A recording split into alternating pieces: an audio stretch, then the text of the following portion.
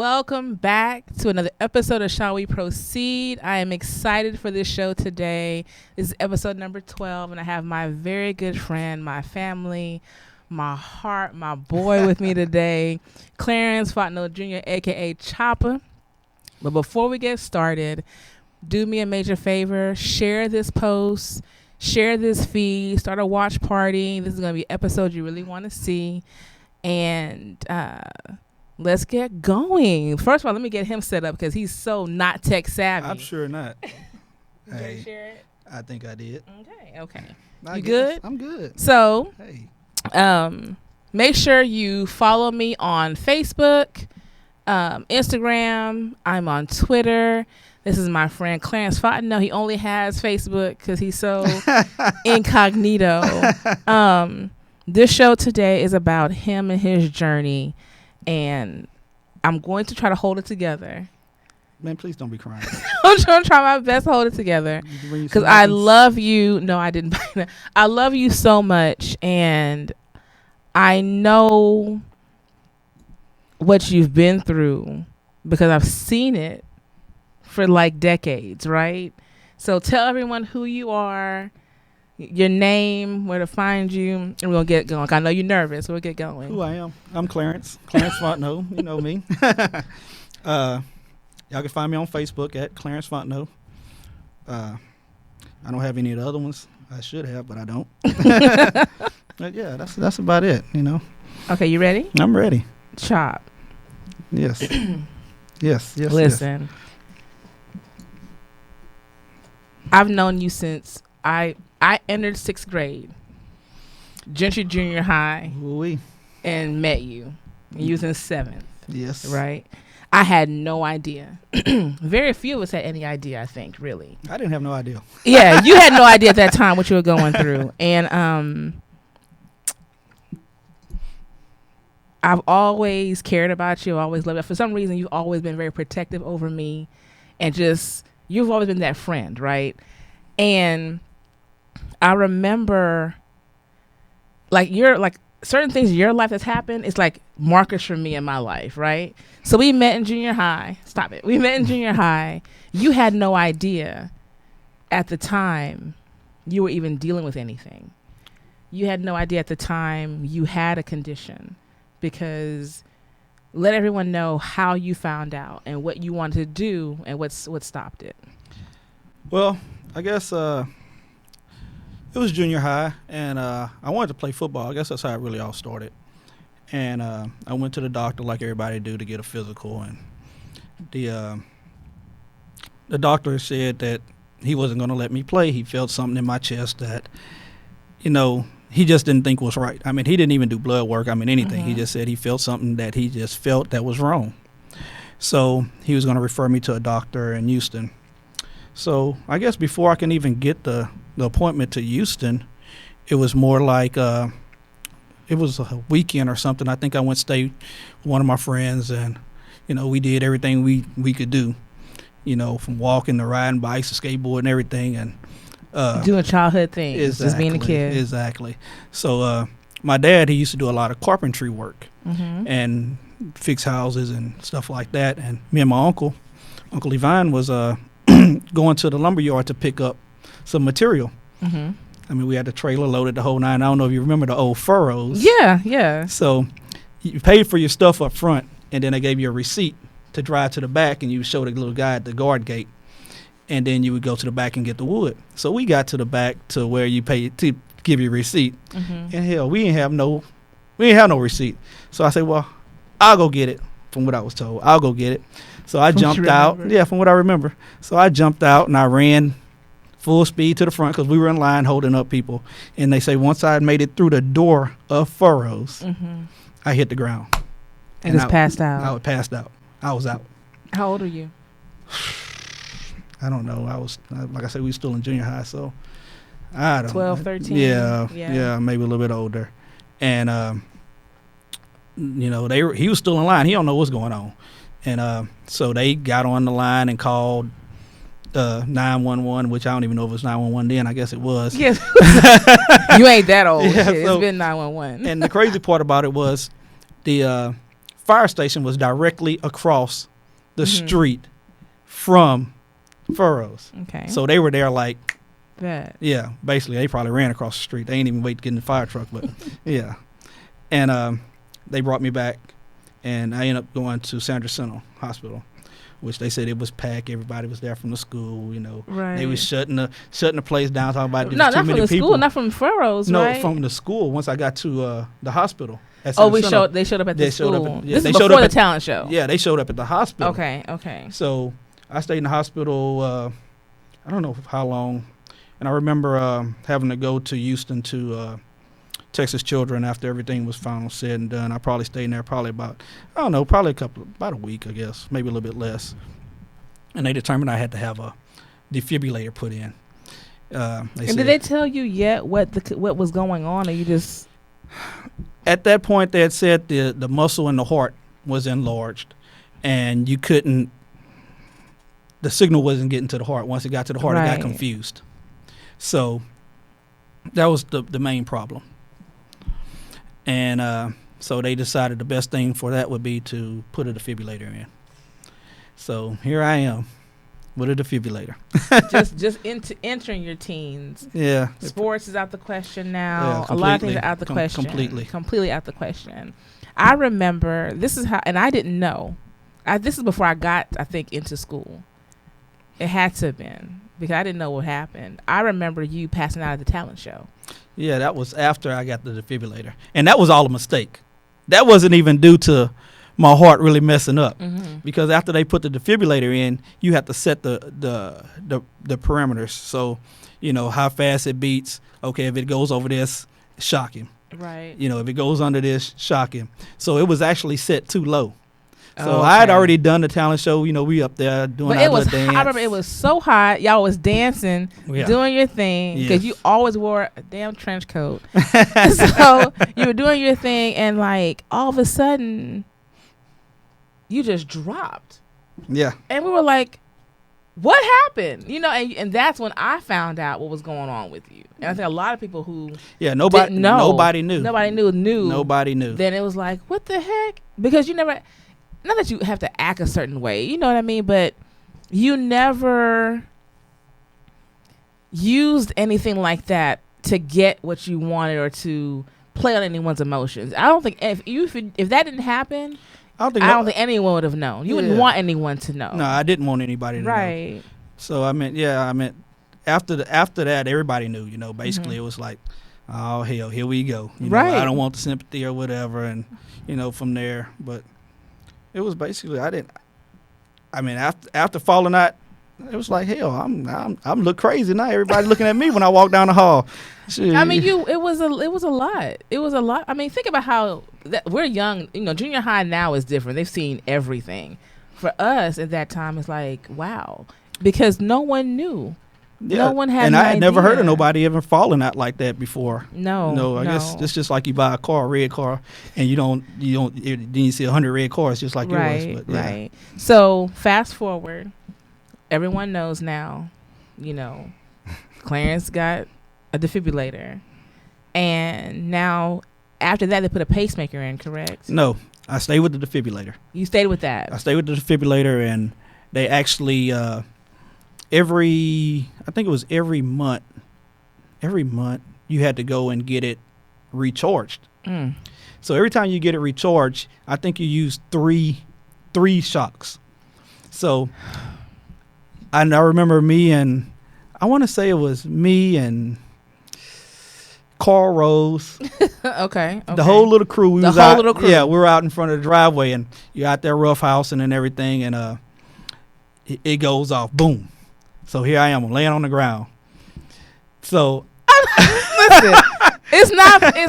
It's funny now, and it's still not funny. But I can see like Tracy and all them, and y'all just having a good time, and you fall the fuck out. Yeah, I mean that's how it was.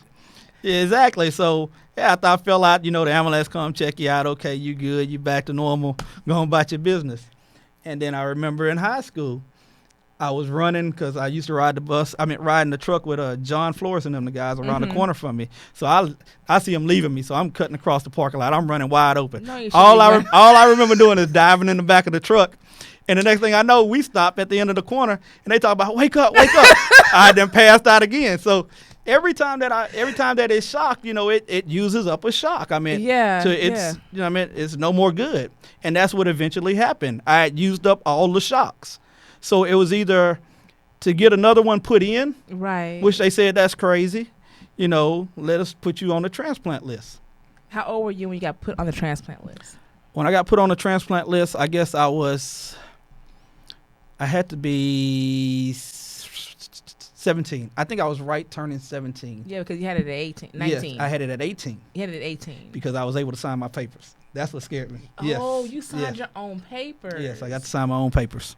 So that whole 17, getting the shocks and then running out and then them putting you on the transplant list. So my dad, my mom, Miss Teresa Levine, and I mean, there was a bunch of them started a fundraiser deal where we did trail rides, Zydeco's.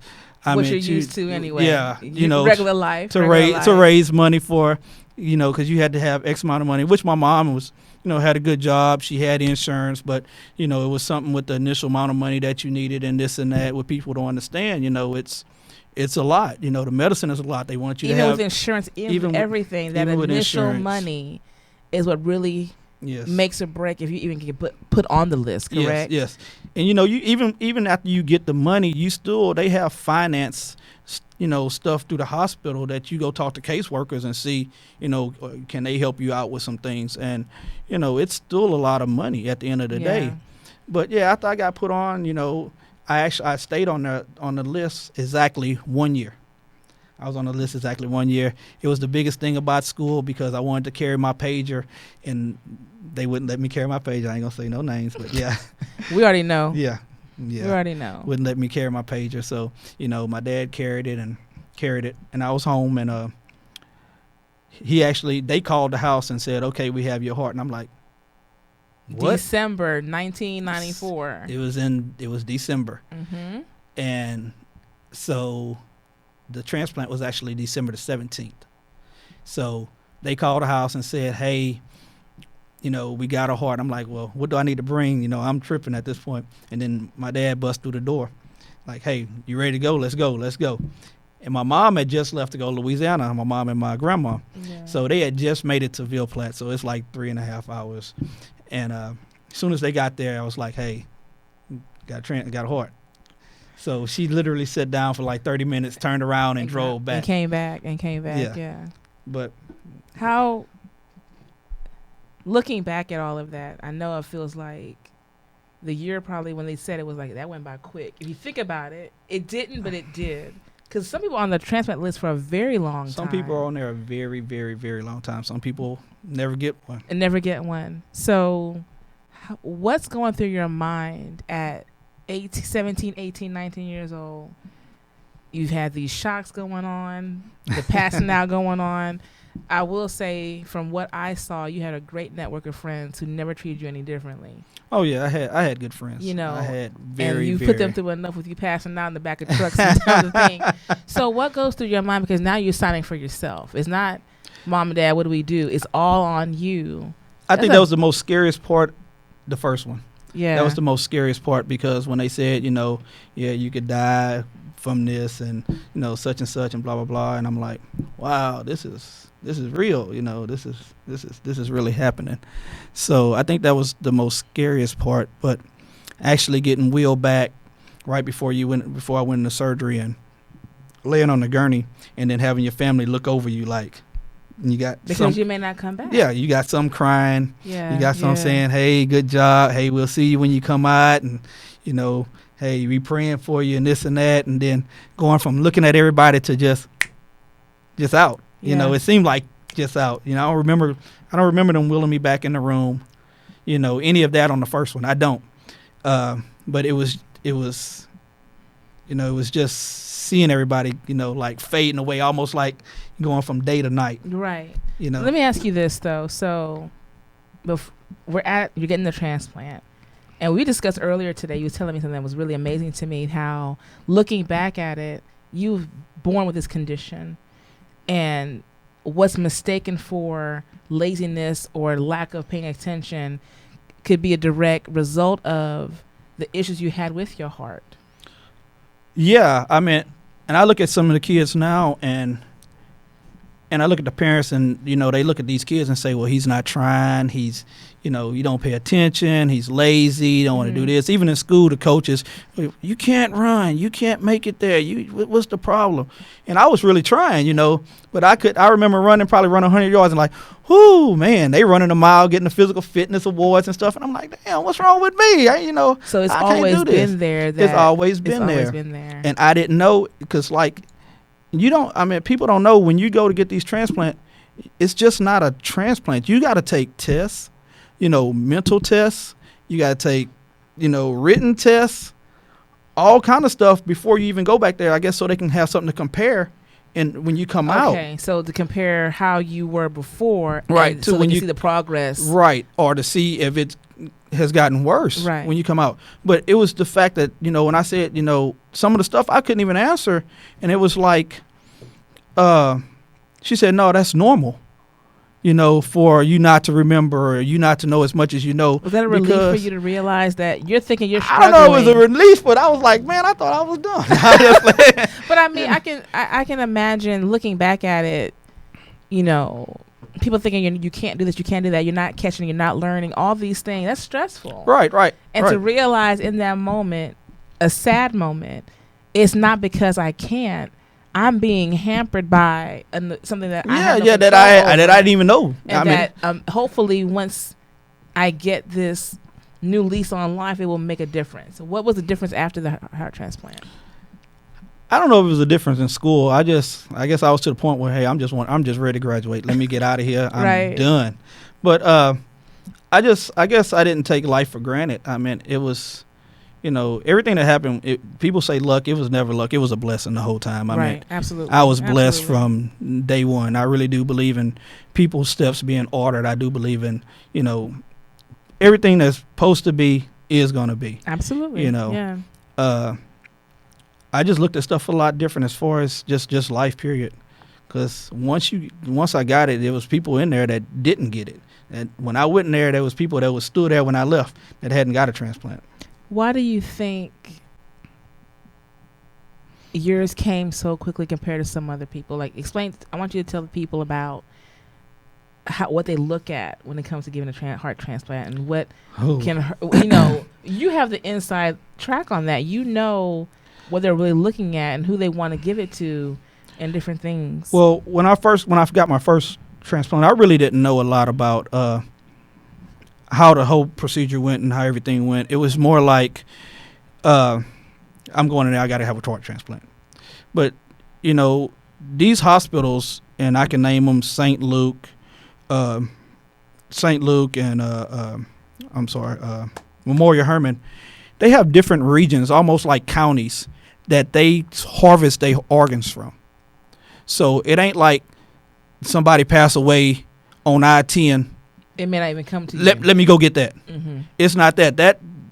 It depends on what region you're in before you can even take a look at that heart or that kidney or that whatever skin. So you can have some people. You can have 15 people right here in Houston, but in 15 people pass right here down the street, and they have what you needed, but that hospital cannot even touch. That hospital can't touch it unless it may be a hospital from Dallas area that has this area. So they may be able to get it, and if they go and look at it and say, well, it's not a fit for any of our patients, then it bounces then it bounces to the next person who needs it the greatest in that area. Mm-hmm. And then they have a chance to look at it and see, well, does it fit? Is it the right size? Is it the right blood type? Is it, it's several different deals. And, I hit the lottery on the first one. I really did. I meant, but I didn't know any of that at first. Right. It's all, you learn as you go. I mean, it's really different. So you have your heart transplant. I came to see you. Your dad brought you. My dad brought me. My dad was in town. That's I was like, hey, I got to go see Chop. I've never called you Chop. I always called you Clarence. I don't even know where that name came from. I have never called you Chop until like maybe 2-3 years ago. But I was like, I need to go see Clarence. What happened? He's in the hospital. And I remember your dad was there the whole entire time. He slept on that sofa. Mm-hmm. That's when hospital had nice sofas in the room. Yeah. He slept on that nice sofa. And the whole entire time you were there. You had a really nice room. I knocked him. You didn't know I was coming, I don't think. I don't remember how I got the info to get to come see you. I don't even know who gave it to me. It must have been Tracy or somebody like that. He came, your dad and my dad left the room, went to go hang out, I guess, downstairs, and we talked for the long time. Yeah, because I had been missing from school for a while. For a long time. Yeah. So, heart transplant, new lease on life. You go through life, you get married, you have your kids, you live in life. You go through a few other ups and downs in life. And then 6 years ago, this past July. Boom. Boom. Once again, here we go. Once again. Now, what was the difference? Now that you've been through it, right? Even though it was almost like 20, it was 20 years, wasn't it? I had my heart 19 years. 19 years. And so. But which they don't tell you. They only last, what, They're 20? only good. No, they're only good for 9. They're only good for 9 years. So. And you got to think, it's just like technology. I don't even remember us having cell phones back then. Did we have cell phones? Not in high school. So there you go. No. So now, the technology that they had back then when I first got my heart transplant 25 years ago. Yeah. 25 years ago. You didn't even have cell phones. Mm-hmm. So you can already look and see what the medicine was like. Yeah. So for the first heart, after 19 years, my heart gave out not because of I wasn't doing what I was supposed to do, but more of the fact that of the medicine. You know, with every effect, there's a side effect. Mm-hmm. So just because you may be taking a certain medicine, the side effects for that medicine may be, okay, now you got high blood pressure, or now you got calcium buildup in your organs, mm-hmm. which end up being my deal, not calcium, but plaque and basic blockage. You never told me that. Yeah, so basic blockage. Mm-hmm. So when I went in this time to have a heart transplant, my reason was I had 2 100% blockages. Oh my God. And a blood clot behind one of the blockages. I can't take it. Are you serious? Yes. I had 2 100% blockages. That's not including the 80% and a 50% that I had on another, organ. On another part of the heart. So you were in failure. Your heart was failing completely. Yeah, I mean overnight. Yeah. Overnight, because it was sudden. I didn't feel anything until maybe a span of maybe 3 days, I can honestly say. I thought, honestly, I was working and it's crazy and I'm going to tell you how God is. It was crazy because I was working in Tomball. I would drive from Baytown to Tomball, mm-hmm. which was an hour and some change every day. Mm-hmm. A raggedy truck, making it though. Yeah. Then I got transferred to Baytown, Exxon. Mm-hmm. So I got sick when I was working in Baytown at Exxon. So I got sick in Baytown, not having to drive but 2 blocks to work. Yeah. Yeah. So that day it happened was I was sick. I couldn't get out of bed. I was like, man, we had hung out the night before. And it was like, man, I don't feel good. You know what? I'm calling in. So I called in that day, stayed in bed all day. My friend had made some soup. And Camille made me some soup. I was eating the soup, and I just didn't feel right. So I said, you know what? I'm going to work the next day. But when I got out of the car at work, it was like I was being weighed down. I had like 100. It felt like I had 100, 200 pounds on me just dragging. So it took me something that usually take me 5 minutes across the parking lot. It took me 30 minutes. And I'm like, man, I must have an upper respiratory infection, Yeah.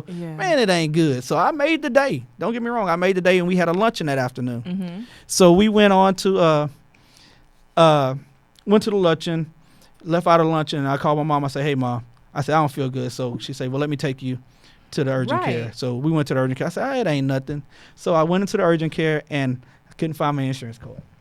So they didn't even want to take me. They didn't even want me to stay. Right. And I say, man, I have insurance. I just don't have the card. And he said, well, if you bring me the card back later or tomorrow, I'll go ahead and file it on there. So when I went to the back, they did their little scan. The first thing he said, you're having a heart attack. So I'm like, what? I don't feel nothing. I'm good. I'll follow up with the doctor tomorrow. No, you ain't going nowhere. So they laid me down. They didn't keep me. They laid me there, and they gave me some Lasix because my heart was already covered with it was filled with fluid. So the night before, I kept wondering why I had to sit up and sleep, because every time I laid down, it felt like I was pulled the fluid away from your heart. Right. Trying to pull it away from the heart. So once I got the Lasix, it started running out of me. I was passing it, and I felt good. I felt like the old me. I say, well, I'm gonna just check in. They say no. They put me in an ambulance and took me to Houston. All I know, I got the phone call. Because you and I, we have spurts of not speaking for a while. I don't know why that is. We have those moments we don't speak for a while. And then our mutual friend Latasha was like, Chop in the hospital. I'm like, no, he not. Because every time I see you, how you doing? And you never say anything. One thing about you, I can ask you, or anyone probably can, I don't know if anyone else, I just know about us. How you doing? I'm good. I'm fine. You always say you fine. So we have that bad habit. I'm fine. I'm good. I'm good. Not knowing you having blockage, not knowing you having all these things going on. And I wouldn't have known. And, but like you said, the what happens with it is like the medication, what causes these things. You have this new lease on life, but the medication is basically killing you. On the first one, because I meant, like I said, medication was, and I remember I couldn't even swallow the pill on my first transplant, so I'd have to get the liquid, and me and my cousin Ferdinand would be together, and I'd be like, hey man, pull over, let me get some chocolate milk, because that's what I could take it with, so I could take it with the milk, and that's how I would take my medicine from the get-go. But also we had friends that, had transplants too, Carl Rose, and the medication did him differently. Then we were taking the same medicine, but it did him differently than it did me. And I think that's with everybody, but I think my body has never rejected. The only time that I had to go back to the hospital for anything on that first heart was because I caught the chicken pox when I was on the trail ride. Somebody had it, and I got next to them and I caught it. And that was the only time I had to ever go back to the hospital. How long? Because every surgery anyone goes through, your immune system gets lowered. How long did you have to worry about your immune system with the second transplant versus the first transplant? Every year. It's on a year. First they start off every week. Mm-hmm. You do a biopsy. Then it goes out to every 2 weeks. Then out to every 3 weeks, and then it goes out to every month. And then from a month to 3 months, then from 3 months to 6 months. But every time they check, and if you had any kind of rejection, they put you back in the hospital right then. It wasn't no go home, let me get some clothes, none of that. Yourself to be kept. They put you back. Because you won't feel it. Right. Just the test let you know what's going on. Exactly. And that's the same way what they told you with as far as, and I think that might have been the problem with when I first had my first transplant. They would tell you when they go in and cut your chest open, they cut all the nerves. So you don't feel a heart attack like nobody else would feel one. Mm-hmm, but I remember now, I used to tell Mom, it's like I have gas or something is going on. So but the whole time, looking back, I remember having the heart attacks. Wow.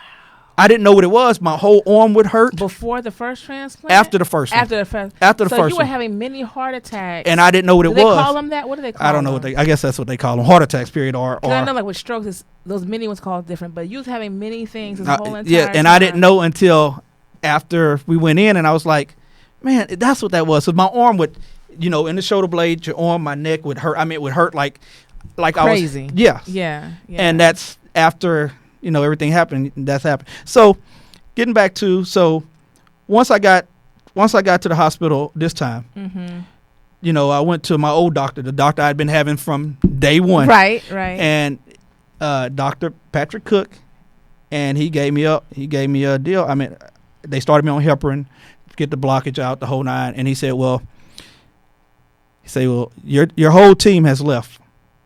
Everybody that did your surgery basically has left.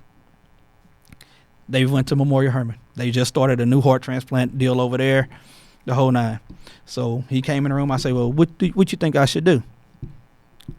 He said, well, I'm gonna discharge you, and I'm gonna have your room waiting over there. So he discharged me. The same team. The same team. When he discharged me, my uncle drove me from out of one garage into the next garage. Right. When I got to the next garage, they had me in a wheelchair. They wheeled me up the ramp, and I went straight into a room. You was in the hospital for the transplant. I was there from April. Yep. To July the 1st when I had my transplant. Yeah. With a balloon pump and bedridden the whole time. Yep. The whole time. The whole time. That's the longest you stayed in the hospital this That's time. the longest I stayed in the hospital. The longest you stayed in the hospital, because I came to see you before the transplant, I think, and after the transplant. Came after. After the transplant, Yes. because, of course, you don't tell me anything. That's a whole other argument. That's a whole other argument. That's a whole other argument we're going to have after the show. Yeah. So, what was going on in your life during that time for that second transplant? I was just working. I was just getting it in. That was my whole deal, just getting it in. And I mean, like I told you before, I think everything happens for a reason. Because once I left out the hospital, it's crazy how I used to work in the schools. I used to do private sector or whatever. I got put right back into Memorial Hermann.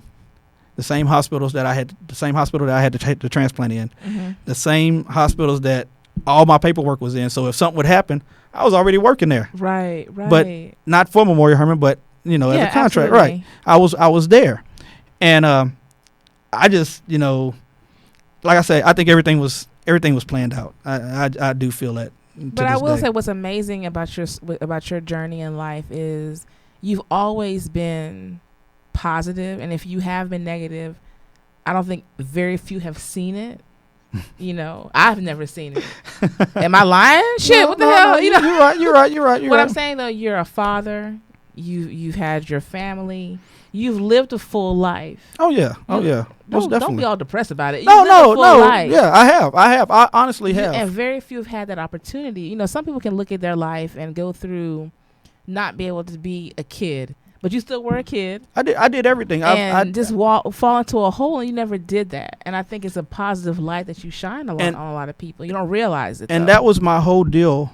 After I went to the hospital the second time, it was more like, I sat on panels with nurses and doctors and everything, and they wanted to know, when they came in there, it was like, he's depressed. No, I'm not depressed, because my mom would come there and she had scriptures written on the wall on poster boards, and the church would come, and they would pray, and the deacons would come and hang out, and the phone wouldn't stop ringing or none of that. But the doctor, when they would come in there, I wouldn't say anything. And it wasn't that I was scared, because I wasn't scared. I meant I had made my peace. I wasn't mad at nobody. I lived, like you said, I lived a good life. I've done everything that I ever wanted to do. Everything. So I mean, I had came to terms with whatever happened. I just took it out of my hands and put it in God's hand, because ain't nothing I can do about it. I can't. Hey, if something gonna happen, it ain't nothing I can do. Right. Right. But on the other hand, with the nurses and stuff, I used to give them hell every day. I tell them all the time, don't come in here with them shenanigans. I mean, hey, if you don't know, go find somebody that know. Don't ask nobody else. You find somebody, or you look it up yourself. We went battle with these nurses, man. I tell a lot of people, if you don't know, they take advantage of you. People take advantage of you, period. And you made sure you kept yourself knowledgeable on a lot of things. Oh yeah. So right now, heart number 2. 6 years. What's the longevity they say now for this one? Is it still a 9-year thing, or no? What do they say now? So with the new medicine, actually my doctor, Dr. Nathan, and the team, they're not even worried about the heart playing out. It's more of maybe cancer or something like that. Will that be a medicine related? Medicine related. With some of the medicines you can't get in the sun. They don't want you, direct sun for a long time and things like that. But, it's basically on you now. I mean, it's, as long as you follow the regimen that we put in front of you, you should have longevity. So are you taking care of yourself? Of course. Of course. Are you being healthy? Of course. I have to. I mean, I have to. I got kids now. I mean, that's, that's what I do it for, That's right. I really do. That's what I do it for. It's crazy, if there was more donors, it would be a whole lot easier. But there's people that I've met in the hospital that probably they didn't make it out. They didn't. So there aren't enough donors. So we need more donors. We need most definitely. And the United States is different from a lot of places. We have a lot of people from the United States that leave the United States and go to other countries to get transplants, because they get them quicker. they get them a lot quicker, and it's not as much. It doesn't cost as much. Yeah, we have good doctors, but there's good doctors everywhere. But there's a fear also as well of going overseas but you were course. telling me that.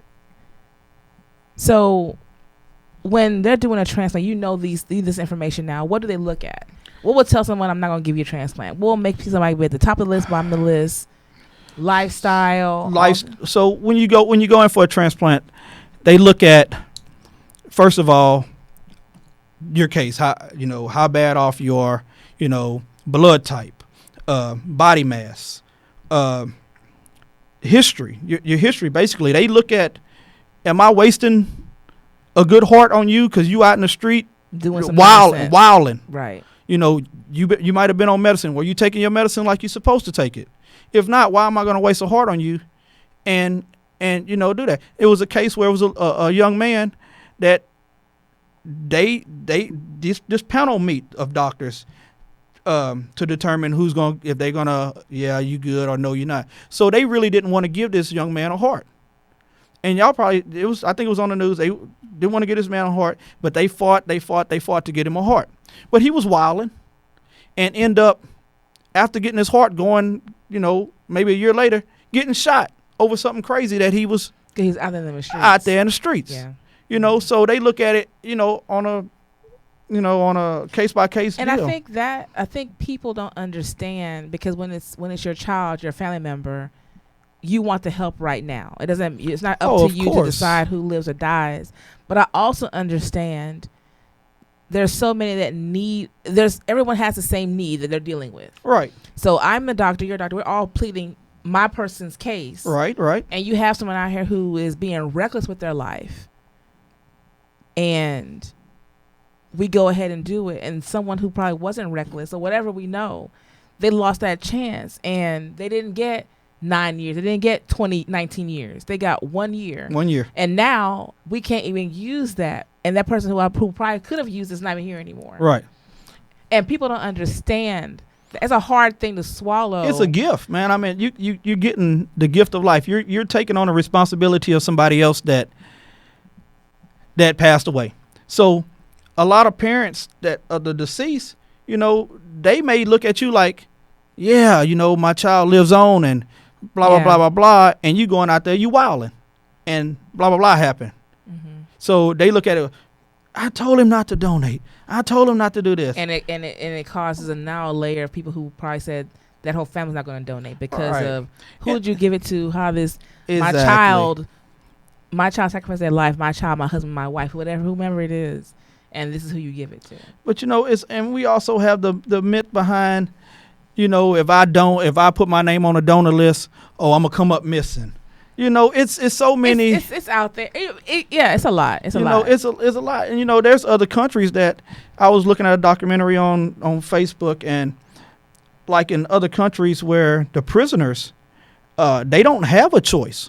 They're organ donors automatically. They're organ donors automatically. As long as you don't have any drug abuse or anything like that, they do the execution right there in the courtyard, and the doctors are waiting to harvest the organs.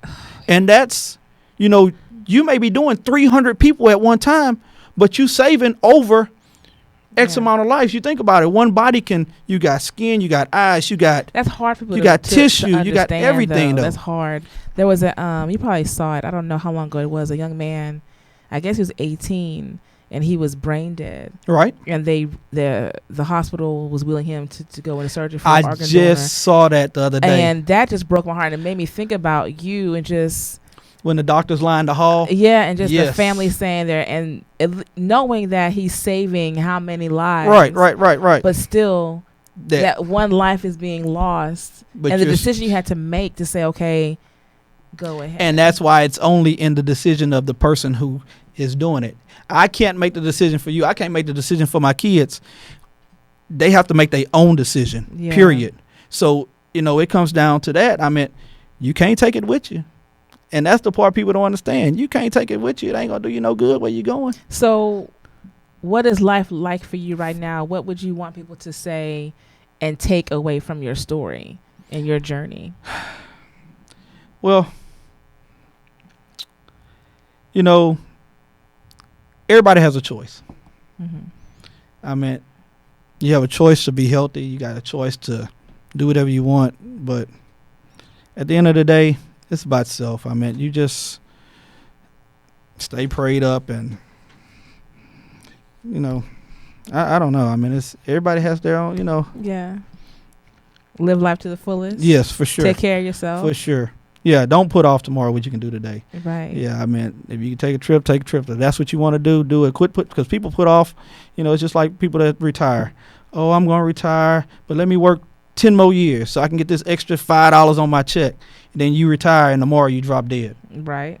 You know, so you don't never get a chance to enjoy life. I can say enjoy. Are you enjoying life? Oh, am I? Oh, yes. Oh, yes, I guess. Yeah. I try to do. I try to travel more now, and you international with it? Not yet. Not yet. I need to get that passport. I really do. But come on now. I know it's coming. But I will say that your story is you know, when few people who know about it, and it's amazing. It's a blessing. Very few people can say I've had 2 heart transplants. Very few. That's rare. I think you were like. And I was set up. I mean, I remember going to get blood, and there was a girl, and I can remember it clear as day.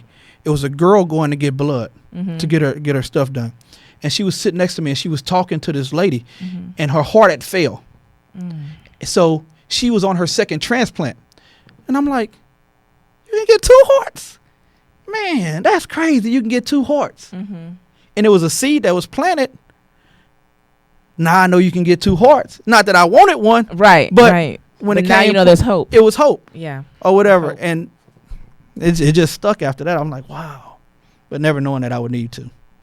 Of course not. But of course you didn't know they say 9 years. You learn so much. Oh, you learn. You learn so much. And are you using your knowledge? How are you educating other people? What are you doing? I've been with back this information for other people. I've been back to the hospital that people that was waiting for transplants and talked to them, and you know everybody else. I mean, as far as trying to get people to be donors, and you know, like I said, you can't twist their arm. You can only tell them, hey, this is a good deal. You're helping somebody. You can't take it with you. I always tell them you can't take it with you. But, you know, my only deal would be is to people to be donors, man. It's a lot of people out there that need help. And it ain't just grown people. It's kids. You got a lot of kids sitting in the hospital right now that may not make it because they don't have donors, you know. And it ain't a lot of kids that are passing away like that, you know, that's willing to give up their parents are willing to give up their organs and stuff like that. So it's a hard decision. It's very hard. Make. I will say that I am super honored and proud of you, that I've known you for so long. I consider you my family and my friend. Of course. And if you want to take a snippet of his story, they did a write-up of you in Memorial Hermann. Yes. And I have the link in the bio as well. I was their first double heart transplant. Yes, you were, and yes. It's a nice snippet of you and your journey, and I know there's gonna be great things to come for you. Oh, of course. I know you have many things you want to do. Too many. It's never too many. Like you said, live your life to the fullest. And I want to really say thank you for trusting me and coming and sharing. There's so much more to share, so you'll be back again to share some more when you get everything you want to do off and going and running. Oh, yeah. You have to come and take care of that. But the call is, please become a donor. Yes. Just because there's so many people that need the assistance, need the help, and try to put aside the negativity and other things. And this is a living testament right here to someone who's living life, doing things the right way, taking care of themselves, and has been blessed with 2 chances of life. 2. I mean, the first time is only going to last 9 years. It lasted 19. And now, who knows how much longer you have. You better go trying to get 50 me. out of that one, man. You're going to get it. You're going to get it. I'm trying to beat the expiration date. And you will. And the you warranty will. about to ready you to will. run out. You're watching your kids grow. Your kids are, it's a blessing to see your kids grow. Oh, yeah, I'm sure. To them to see you. And I just want to say thank you for coming. I really, really appreciate you. Yeah, thank you. I appreciate it. I meant this. You caught me off guard, but I'm good with it. You know how I do. You know how I do. Good with it, though. So please share this podcast. Watch it again. Follow Chop. You'll find the podcast on Apple, Spotify, Google, SoundCloud, iHeartRadio, probably by tonight or tomorrow. The live will be on my Facebook page forever. And you can follow it on YouTube as well. Oh. The link will be in the bio. Yeah, I'm fancy. Wow. The link will be in the bio to his memorial Herman. Herman write-up, which is really interesting. It's a quick write-up, but it's so informative of what's going on in his life. And that was 6 years ago when that was done. So we need to do another one. We need to call Memorial Herman, have him do another write-up on you. Right. And if you can, become a donor. Encourage people to become donors. Volunteer in that situation. It's just really neat. It's one of those things we don't talk about as much anymore. No. Talk about cancer, all other things, but we forget about transplant recipients Very much. who need the assistance from all ages. And you was born with this condition, and you have a new lease on life. Yes. So I thank you so much. Thank you. I love you to pieces. Thank you. I love you to pieces. And I want to say thank you for tuning in. I'll be back next week with my season finale because I'm tired, boss. I'm tired. Oh, come on. You got some more in you. Shit, I'm tired.